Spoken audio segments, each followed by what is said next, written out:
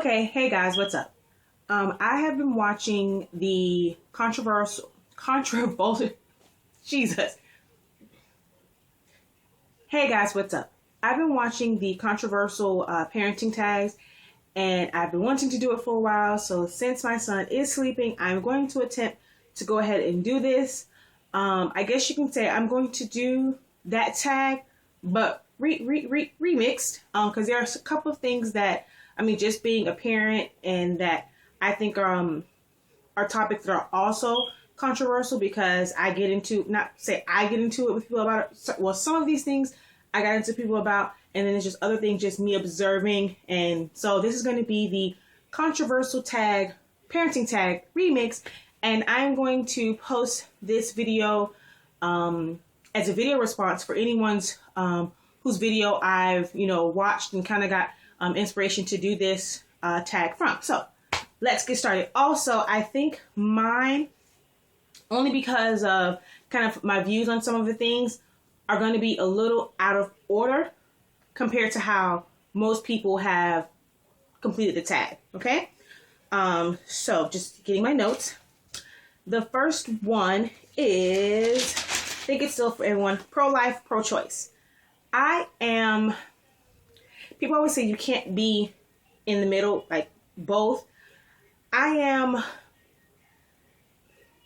pro-choice. I feel like it is a woman's choice to decide, or not even just so much. It's a woman, but a lot of times when it comes to, getting the father's input on it, I think is their choice to decide what it is they want to do with the child that they, that this child or, life being that they have created. So it is their choice to decide what they want to do in regards to that, but also with that, I don't think that people should use it as a form of birth control, or or to use it to where, for most women, it's like, okay, yeah, they do it. They know what they're doing. They're having unprotected sex, they're getting pregnant, whatever. And they make that decision based on what the male wants. Like, if they're doing it to try and hold on to a guy, and they're deciding to have the abortion because the guy doesn't want anything to do with the baby. If you wanted to have a baby and, that's what you want, and you have love in your heart for that child, regardless of what he does, because he can choose to be around now, and then a year from now you all are together and you're still being a single parent. They're doing it out of fear of being a single parent. That is where, the line is kind of blurred for me. Also,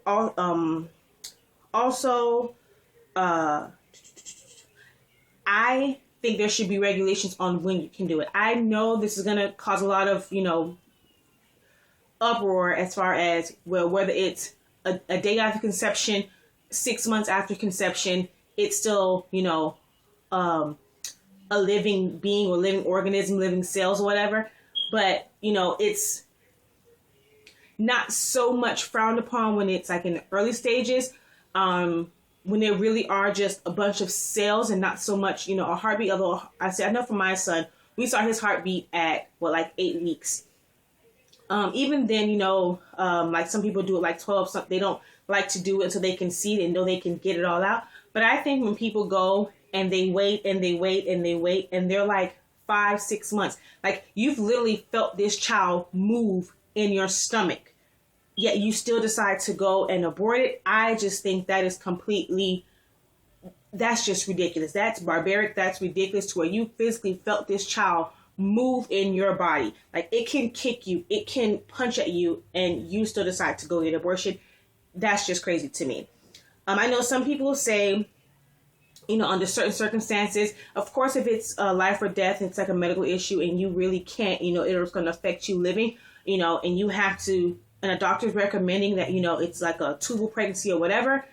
Of course, you have to take those measures. But some people always say, as far as rape or incest or something like that or whatever, having a baby from incest, depending on the, the relation, can cause permanent, like, medical issues for the child. So I kind of try to understand on that. But as far as like rape, I don't think just being raped should, be the determining factor for getting an abortion, or like some people say, giving it up for adoption, because regardless if you have that child or not, that memory, that rape, or that memory is never going to go away for you.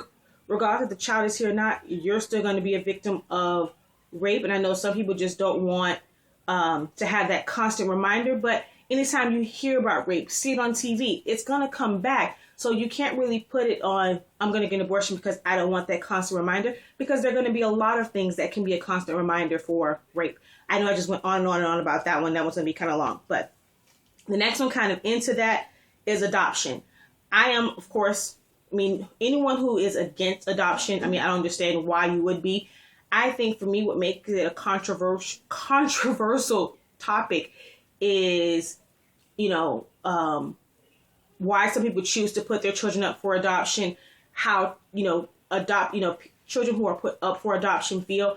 When a lot of kids who are put up for adoption, or when parents choose to, it's kind of okay when you have a selected family, or, that your child is going to go to. But when you go and some people say, okay, abortion is not an option, put your baby up for adoption, and you don't have a selected parent, or family, your child goes into the system. And that can be almost worse, than anything, because they'll go from foster home to foster home to foster home. They live in bad situations. They're being abused at these homes. Some people want them only to get the money from the government, and they resent their parents for giving them up because they had a hard life, because it's like no one wanted me. My own mom didn't want me, and no one wanted to adopt me. It's like, it's all great and all gravy when people are adopting babies, but there are a lot of older, kids who need to feel as if somebody wants me, and they're stuck in that system, and it's not fair to them, on that aspect of,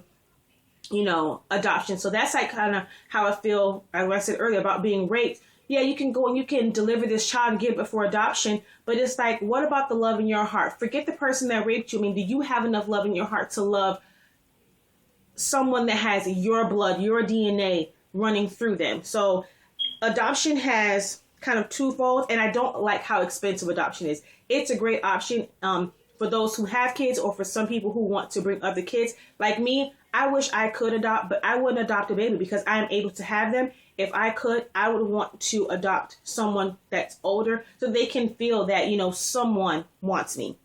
The next one that I'm going to do is baby wearing.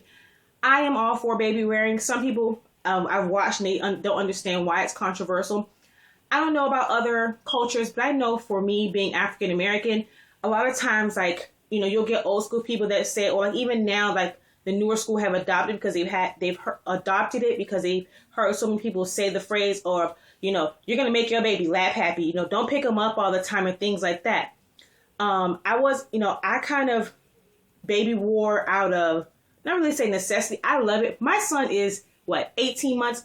Actually, he's 19 months now, and I still baby wear. I love my wrap. I take it everywhere. People, sometimes they're going to come to my house and they're going to burn it. I love baby wearing. It's easier for me. It's easier on my back. Sometimes I don't like lugging out my stroller to do it.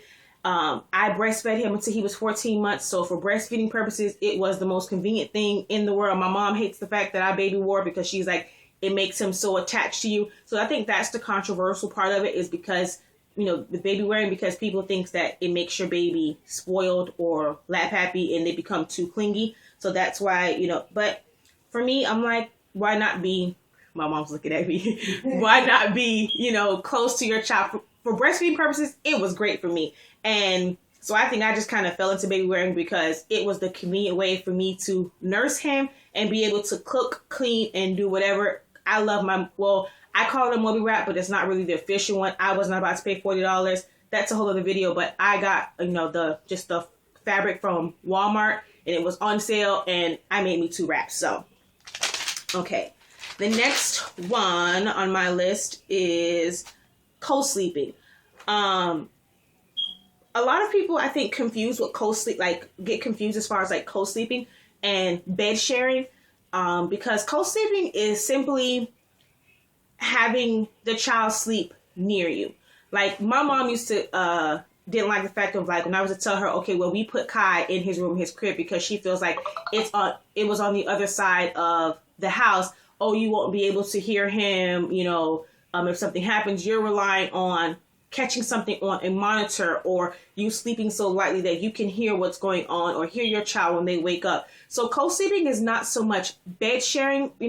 Co-sleeping is your child sleeping, whether it be in a crib, a bassinet, or anything, sleeping in your room, or sleeping close to you. Now, so I am very much so for co-sleeping and also bed sharing. I dream nursed, and like some days I would get up and go and take him to his nursery and get in my glider and, nurse him like that. But some days when I've had a long day and I'm just exhausted and I'm tired, I don't want to get up. So I would take him out of his bassinet, or like a bassinet type thing.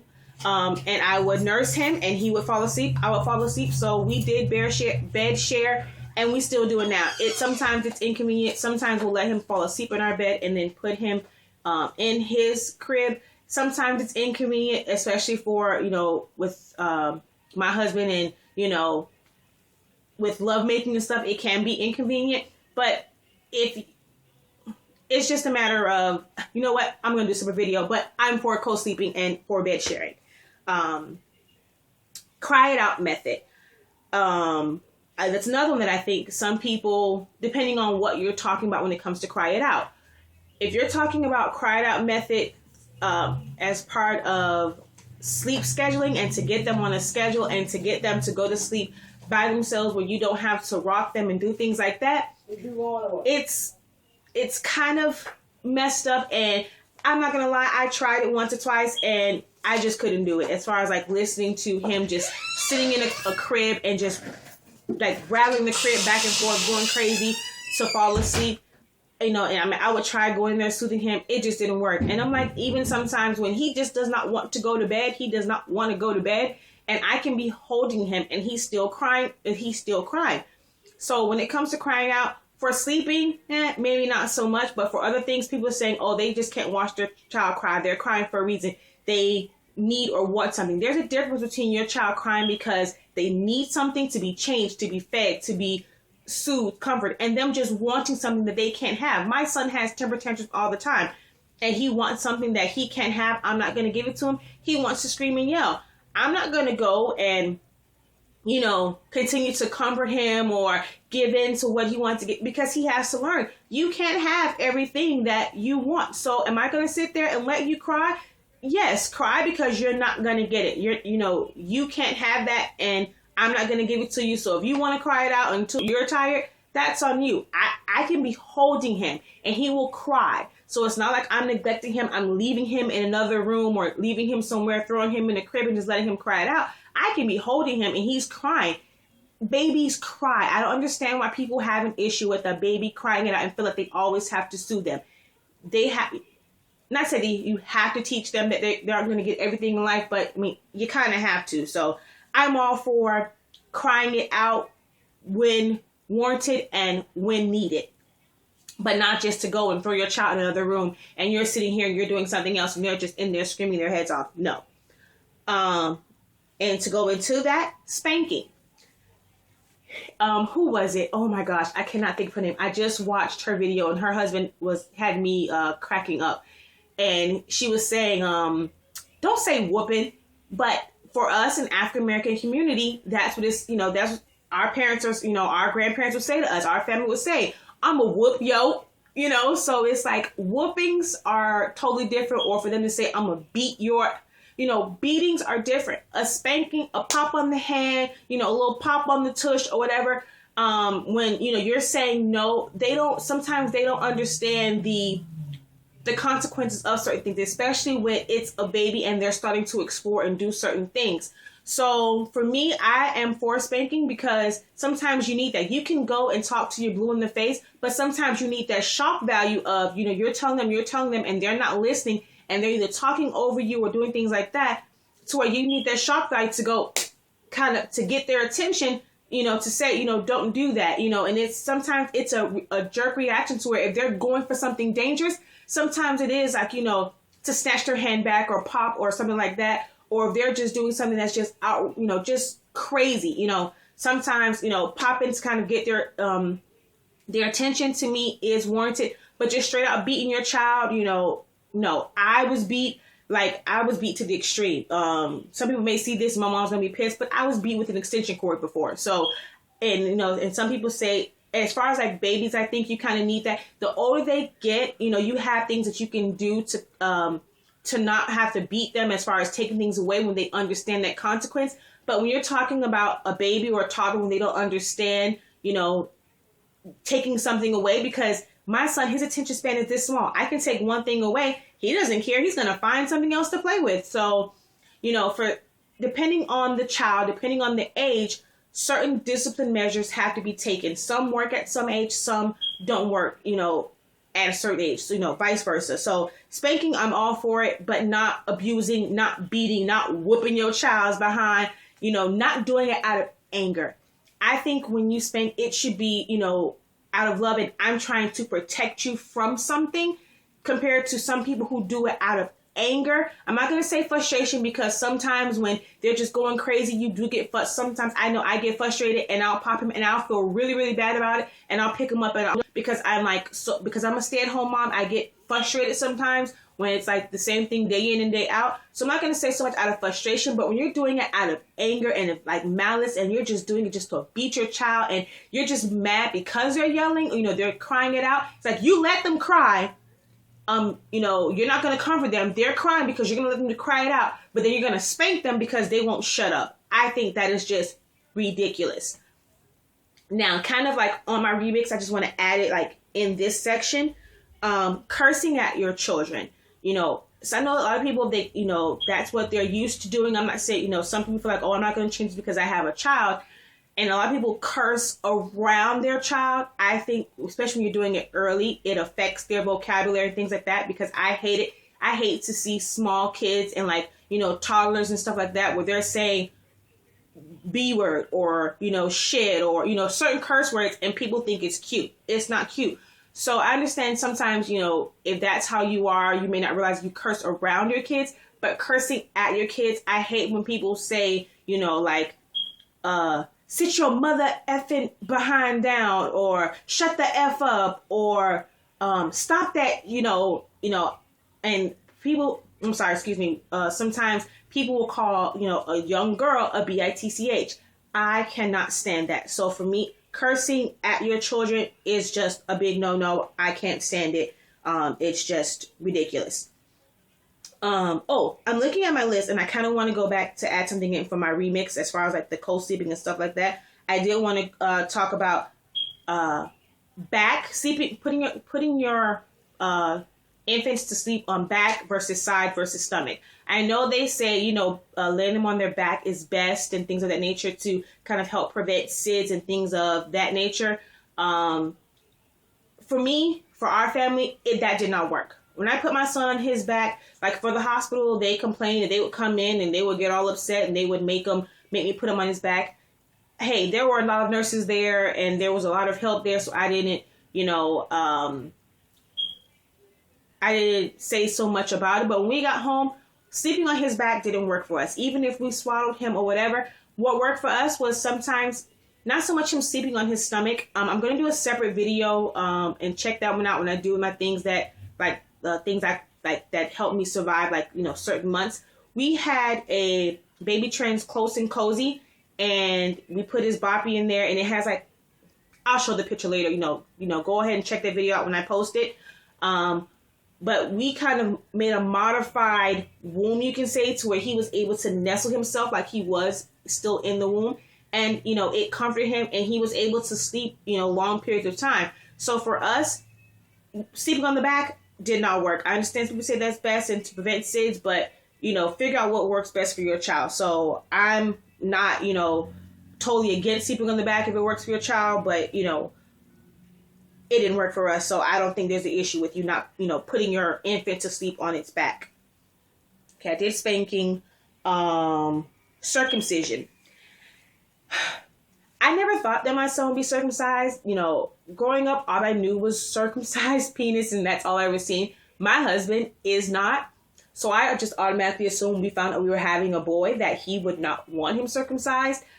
I kind of, because it was his son, I kind of left that decision up to him. I figured he would not be. It didn't matter to me either way. Because I know both, and I know, there's something to say as far as like the nerve endings and stuff like that, and they're just different medical reasons why. I just never thought that we would. But when he said he wanted him to get circumcised, I kind of just went with the flow. My OBGYN did it. We were allowed to be there. I know some people say, oh, if you're going to strap your child down. I mean, the nurse kind of had, his legs, and my son is strong, and he kicked the crap out of them. But she numbed the area. She did what she had to do. I was in the corner with my head turned, crying my eyes out. My husband sat there and looked at the thing. And the process of it, and for people to say they rather let their child, let them decide when they get older, I just can't see an adult willingly going through that. As a child, they're not going to remember. It's not going to be traumatizing. But like, I just really can't see an adult male choosing to do that. So, I don't know. I'm not for, I'm not against it. I'm not going to bash people who are for it, who are against it. It's just what works for your family, what's the norm in your family. Or if it's something that's been the norm, you decide to do research and you decide against it, then fine, so be it. But, it is what it is.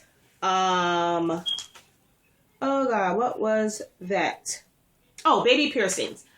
I'm not against baby piercings. I mean, people do it all the time, but for me, I know when I got my ears pierced, it is a lot different now. So that's the reason why I'm not so against it, because it's like a pop, and you're done.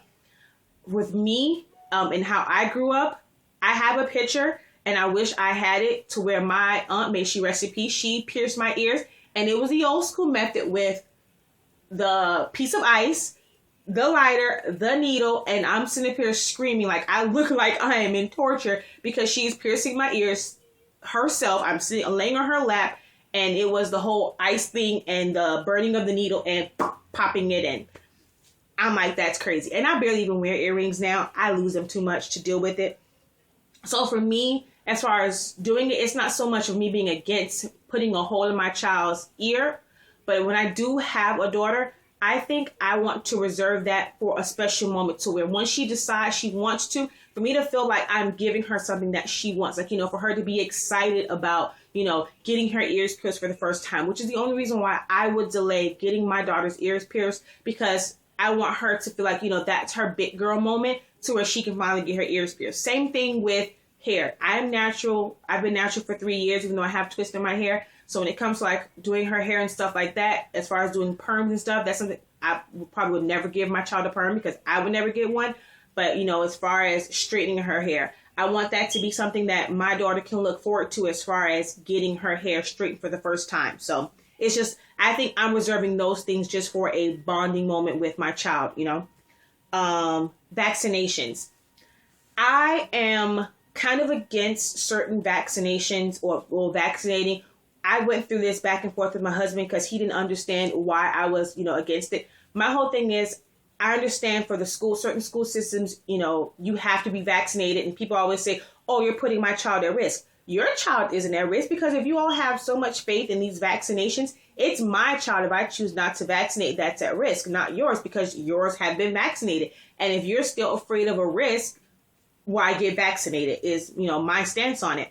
But with us, we kind of did a delayed one, and I would limit, because I didn't want him to have 4 or 5 different vaccinations at one time, because if he did have reaction to one, I wouldn't know which one it was. And then here come, the next, wellness checkup, you're giving him the same thing, and I don't know what's causing that reaction. So I would only allow them to give him certain ones, so that I would know how he, how he would react to it. Certain ones, as far as like chickenpox, I'm a stay-at-home mom. He's not around a lot of kids, who would, if they did get it. I didn't have, the vaccination. I don't really see the big deal with chickenpox. I had chickenpox. I'm still alive. Couple of spots, So with that one, me and my husband went back and forth on that particular one. Flu shot, he's not going to get it. I don't get it. He doesn't get it. So I'm kind of in the middle for vaccinations. I think, some are good, but knowing how to properly do them, where you're not just pumping them and not knowing how they are affecting your child's body. Medicating. With this one, I'm not sure how it originally started or what the person who started this tag as far as medicating kids, if it was for like ADHD and, you know, giving them medicines that they have to take on a daily basis to curb, you know, or to adjust their behavior, I think that's crazy. I don't think that that is necessary. I know there are some people who medicate their children because they don't want to deal with them, and they will give them things like Benadryl or not NyQuil. What's the other one I'm trying to think of? But whatever it is, it's one that makes their children drowsy, and they do that to, you know, have them sleep through the night. I think that is barbaric. I think that is crazy. Why would you, you know, do that because you don't want to deal with the child that you decided to bring in this world? I think that is crazy. But when needed to, you know, break a fever or something like that, you know, my son was like that, and he had a fever of 104, and we woke up and he was trembling and shaking. I rushed to the hospital. You know, that's the scariest thing in the world. And it's like, you feel like if they can give them some ibuprofen or some Tylenol to kind of get that down and they're not shaking, I mean, as a parent, I'm going to take that route. So of course I'm for medicating when necessary for, you know, pain or fevers or things like that. Colds, not so much. If it was like an allergy, you know, and they needed that to not die or anaphylactic shock, you know, you kind of have to have that. He had, thrush. So he had to have a little medicine for that. So of course, medicating when necessary, but just giving your child a medicine every day when it's not a specific illness, like, you know, if a child was born with AIDS or born with sickle cell or not born with some type of illness, I think, you know, you should not just medicate your child just to curb their behavior or just to do it for convenience. The next one is breastfeeding versus formula. Again, like I said earlier, I breastfed my son until he was 14 months. I think that everyone should at least try it. You know, for some people, it's like, oh, no, I don't want to, whatever, because it's just painful. You know, your milk is going to come in regardless. Your boobs are going to hurt regardless because your body is meant to do that. I think I always knew I wanted to breastfeed, but the one thing that really made me like an advocate for breastfeeding is when I went to an appointment and, you know, someone pointed out to me, humans are the only species that nourish their children from milk from another species or another animal. You know, cats are nursed by dogs. Dogs are nursed by horses or, you know, or cows or whatever. You know, humans are the only species that does that, to where they will feed their child from another source. I'm not saying there's anything wrong with formula, because I'm not going to say we used it. Well, actually, we kind of did when he was closer to a year. And the only reason why it really was introduced to him was because of the fact of, like, when my mom or my grandma would watch him, they felt like the amount of breast milk that he was getting wasn't enough, or that I wasn't leaving enough, because they are the type of people that just like to stuff babies and like to put cereal. Oh, that's my next one. So my mom gave him some lactose-free milk or something.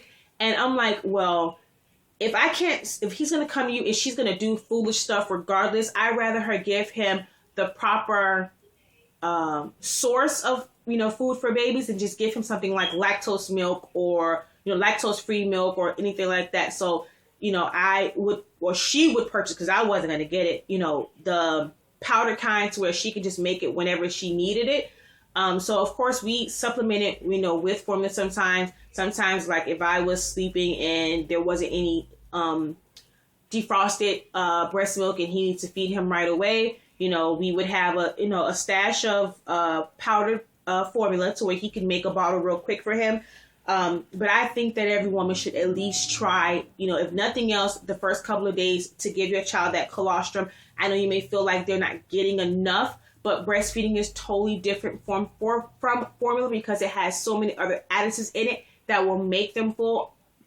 This is my opinion. Sometimes I think people are just being lazy in the fact of, I want to give them formula, something that's going to keep them full for 3 hours, and they don't want to do breastfeeding because it is so, like, especially when it's like on demand, and it is so time consuming, because when they cry and they need it, you have to go and put them on the boob, and you could be doing something else and they don't want to be interrupted. I think some people choose not to breastfeed out of selfish reasons. Again, this is just my views, my opinions, but I think some people do that because of the time that it requires to breastfeed compared to giving them formula that's full of fat and full of other additives that will keep them fuller longer.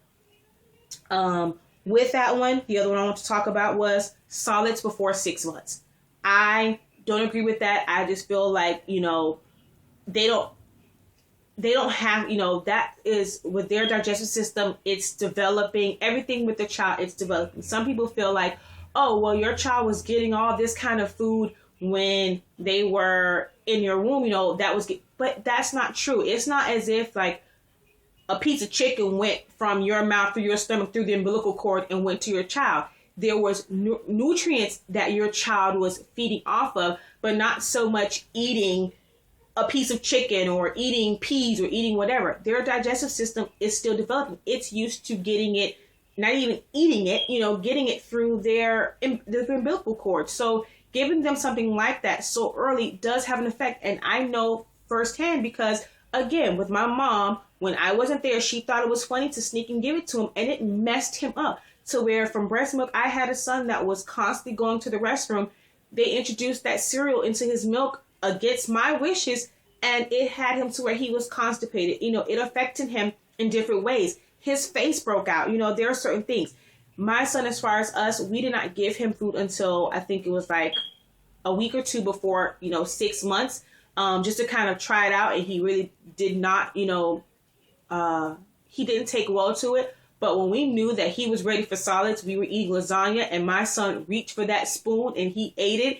And, we knew that we allowed him to let us know when he was ready for something more than just breast milk and, just breast milk pretty much. So solids before 6 months, I am kind of against that. I think you should just kind of go with the flow and also follow your child, but not just giving it to them thinking, oh, well, they just need more. They need to eat. I hate it when they told me that, oh, your child needs to eat. He needs food. Breast milk is food. Formula is food. If they're boo-booing, and they're doing the number 2 like they're supposed to, they're getting enough food.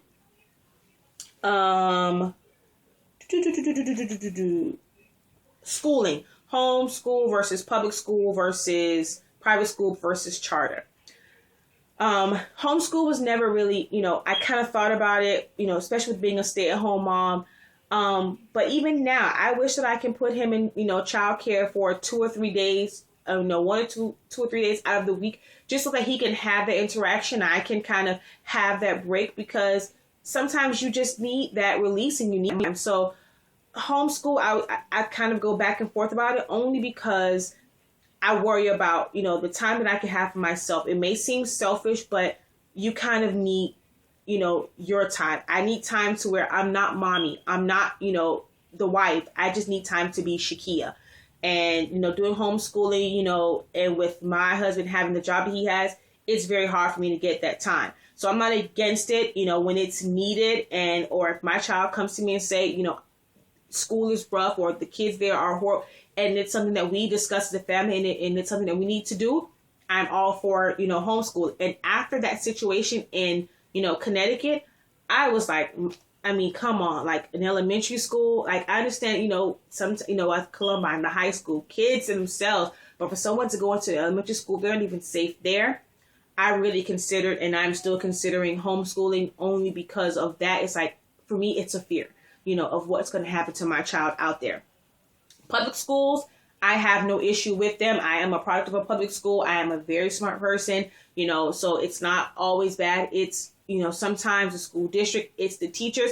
But what makes public schools have a bad stigma is, what are the parents doing? Are you checking up to see and verify what your child is learning? Don't just depend on the school system to teach them. There's a difference between your child coming home and just doing homework and them studying, knowing, what's to come, reading a book and studying. So I think public schools have a bad rep, because there are some lazy parents who just rely on what, they are taught in school, and they don't do anything at home. They don't read with them. They don't go above and beyond and go over spelling words with them. When they're younger, they don't teach them certain things. I think that my child's going to have a hard time in school, because I think he's going to be bored, because you would be amazed at what my son knows, because we keep him, in learning his ABCs, trying to teach him words, teach him phonics and things like that, to where when you're with kids whose parents maybe didn't do that and they're learning these things for the first time from a teacher,